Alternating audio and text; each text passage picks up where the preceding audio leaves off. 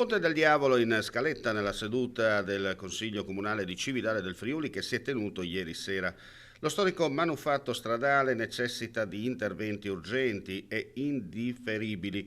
200.000 euro investiti a fronte dei 700.000 richiesti. Manca €500.000, soldi in arrivo dai trasferimenti regionali. Continueremo a cercare nelle pieghe del nostro bilancio, ma anche con risorse esterne, che possono essere ad esempio quelle che possiamo reperire attraverso bandi regionali, quanto ci è necessario per continuare a questo piano e portarlo fino in fondo a livello di manutenzione. L'opposizione incalza in particolare la consigliera Elena Domenis, che ha presentato un'interrogazione ad hoc, un sollecito verso l'esecutivo a indicare prospettive per la messa in sicurezza del ponte e tempi celeri per completare il progetto delineato nella sua attivazione. È il fatto che l'anno scorso, dopo le pulizie previste, si sono verificati degli ammaloramenti che hanno reso necessaria,